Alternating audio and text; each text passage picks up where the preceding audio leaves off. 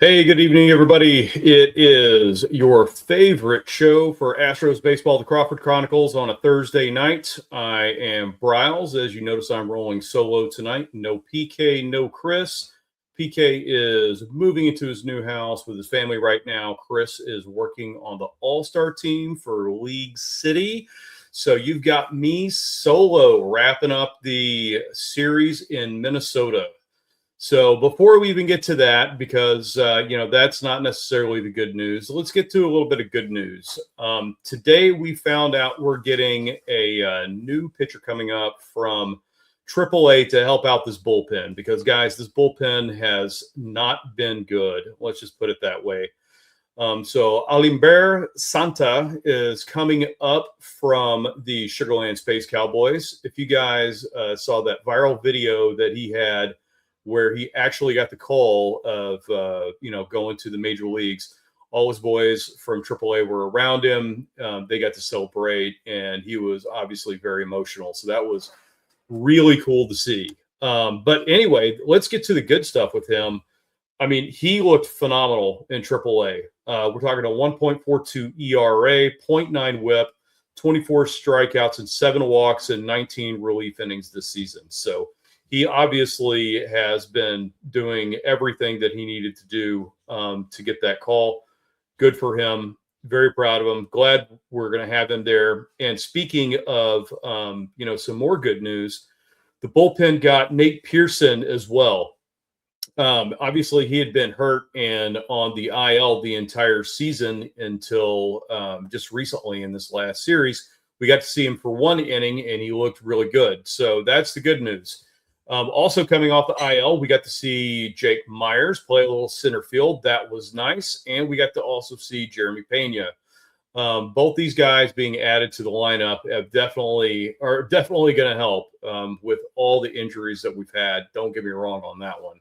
But at the same time, the Minnesota series wasn't exactly what everybody expected. It was Minnesota, I even talked about it. It was a little bit of a struggling team when we went in there. They weren't exactly one of the heavy favorites, let's put it this way, for the AL Central. And they sold everybody off pretty much at the end of last season. So, it wasn't that great and that strong of a team. Now, don't get me wrong. They still have a couple guys in there that you would definitely recognize, like Byron Buxton and stuff like that. But at the same time, this isn't the strong Minnesota team that, we've had to worry about in the past. So anyway, long story short, it did not go our way except for PK's prediction. He said that Astros were going to drop 2 in Minnesota. Chris and I both had the Astros winning 2 in Minnesota.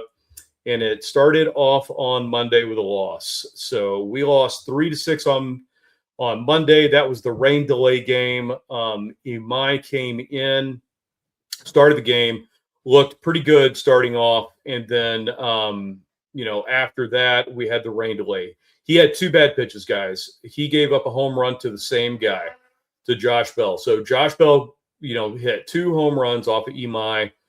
They got up 3-0. We went into a very long rain delay. And then after that, it was both teams just kind of piecing everything together. So anyway, we ended up losing that game 6-3.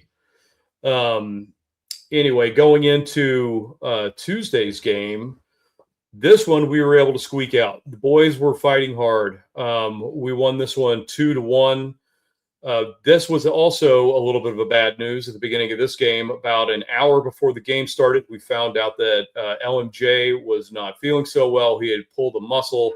So the assistant to the traveling secretary, Mr. Jason Alexander, stepped up, took the mound, and he looked absolutely phenomenal. We jumped on top of him in the first inning, scored 2, and then Jason Alexander pitched almost flawless baseball when he was on the mound. Anyway, we got all the way to the 8th inning where we had Brian King coming in. We thought he was going to end up going for one of his long save opportunities. He ended up getting the first 2 outs after giving up 1 in the 8th inning, went to the 9th, and then got the first 2 outs. And then for whatever reason, Espada decided that He wanted to bring in a Brian Abreu with 1 out left to go. Well, that did not exactly go well. He got very, very lucky because he ended up with runners on second and third after he hit a batter, walked one, and then he spiked one into the ground at about, 40 feet, which got past our catcher. And then he got very lucky and got Buxton to hit a foul ball pop up after that. So anyway, long story short, Abreu got away with the save. Espada got away with saving his job for one more day, and we took that one 2-1. So that comes into the day game yesterday. Day game yesterday was Burrows on the mound, and he did not have the stuff that we were hoping he was going to have. He ended up giving up 4. And that's all they needed. We got 1 run scratched across in the second. But anyway, the Minnesota matched that in the second. And then in the 4th inning, they got 3 on the board off Burrows. In comes the bullpen. They actually did a pretty good job. And then we ended up losing that one 4-1. So to recap that just a little bit, LMJ obviously out. Altuve injured. We get back Myers. We get back Pearson. Pena came into play, and we got him back. But at the same time, we dropped 2 games in Minnesota to a team that we should have very easily beat. And that's going to bring me into this next subject real quick before we get into coming up what's going on with this next series.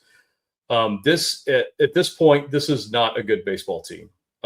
We have been talking just amongst ourselves here at the Crawford Chronicles about how these guys – we've got injuries everywhere. There's nobody else all up from AAA. There's just nothing left to do. The one thing that I did say is that, the Phillies obviously have had a resurgence as of late, but the reason they had that resurgence was because they ended up letting their manager go, and then Don Mattingly has taken over that squad and turned them into a winner so far. So he's got those boys re-energized, out winning baseball games, and they're looking like a good baseball team again. Now, don't get me wrong, we do have talent on this team, but right now, I know that our pitching staff is being mishandled. I know that our entire training staff has dropped the ball and has fallen short of any expectation that we have put out there for them to keep our guys healthy. Because I don't know why they were selected, how they were selected, or how they were hired. But at the same time, I have never in my life, following baseball my entire life, seen an injury plague in 2 straight seasons like this. And I know a lot of these guys got let go after last season, but still, what did you replace them with? What did you change as far as the culture was concerned with maybe warming up, maybe with treating your injuries? How did this medical staff, how did this training staff make, drastic changes to fix all the problems that we had last season? And as of right now, the answer is they haven't done a damn thing. So until we get something changed, whether, I don't care if it's the medical staff, I don't care if it's the pitching coach, I don't care if it's Espada, I don't care if it's Dana Brown. All these guys are working right now on a contract for this year. None of them have extensions. And as of right now, until something changes, I don't really see any of them coming back to this team. Because right now we're battling to stay out of last place in the AL West, which is not exactly a prestigious division as of right now. We've got 1 team over 500, unless the Rangers won today. I haven't seen that score, but if they did, that would put them right at 500. So the A's right now are the only team that have actually got a winning record, and that is absolutely pathetic. We do have the ability to come back and win this division, but if we have a resurgence to come back and win this division, that is the only way the Astros are making the playoffs. The playoffs coming out of the AL West are going to be the division winner, and that is it. No Mariners, no A's coming up being scrappy. None of this is going to happen at all. You are going to get the division winner, and that is absolutely it. So I'm putting it out there right now to all of the Astros fans out there. What do you guys want to see? I can't say this is 100% Espada's fault, but at the same time, a head's got to roll somewhere, somehow, some way to get some sort of change going on with this team. And as of right now, I don't see a change coming up. So, anyway, that was my little soapbox rant on what's going on as far as the team is concerned and everything else. Let's get into this next series because we're going into Chicago to face the Cubbies in Wrigley Field for this Memorial Day weekend. And guess what? We get 3-day games in a row. So, Astros fans, if you've got plans this Memorial Day weekend and you want to watch some Astros baseball, you're either going to have to hit record on your DVR, you're going to have to stream it later, or you're going to be interrupting your plans during the middle of the day. So, let's start out with the first game. This is coming up on Friday. We've got Spencer Arrighetti against Jameson Taillon. Arrighetti, 5-1 with a 1.5 ERA, 35 strikeouts. Jameson Taillon with a 2-3 record, 4.97, 42 strikeouts. He's had a decent season, but from what we've known of him in the past, probably not his best season. And then after that, on Saturday, we've got Kiwei Tang, who's converted from the bullpen to become a starter. Hopefully, Espada pulls him after 4. But Tang right now 2-3 with a 2.61 ERA, so far so good. Against Rhea, 4-2 with a 4.98 ERA. That will definitely be a tough game. And then you've got Peter Lambert, one of the saviors of the rotation, at 2-4 with a 3.57 ERA and 35 strikeouts against everybody's favorite pitcher to be determined for the Chicago Cubs. So let's just start with predictions. First of all, I'm going to go with PK since he won last week. He said a 2-1 win for the Astros. Chris said 1-2 for the Astros, putting the Cubbies winning 2 games. And, you know, after looking at this pitching rotation, I'm probably in the same boat with Chris. I think this one's going to be a 1-2. Don't get me wrong. I think Arrighetti is definitely going to win tomorrow. I really like that matchup. I still don't think that the Saturday matchup with Kiwei Tang as the starting pitcher is a good idea by any stretch of the means. You need to put him back in the bullpen where he has succeeded and just leave him there. I don't know why they think that this is the best route to go. I think we would be better off calling up a Colton Gordon for a spot start if needed or anything at this point rather than putting Tang in. So I'm saying we're taking a loss there.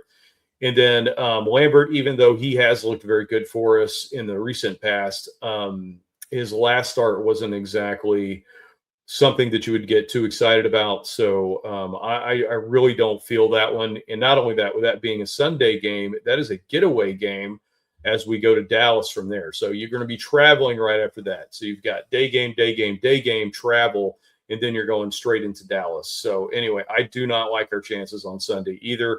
I think the Cubs take 2 out of 3. I think we take game 1 with Arrighetti. I think we drop the next 2, and then we go into Dallas from there. So anyway, guys, that's been it. I know this is kind of a short episode we've got going on tonight, but that was just me rolling solo. So, guys, hope you have a wonderful evening, and I will catch you guys on the flip side.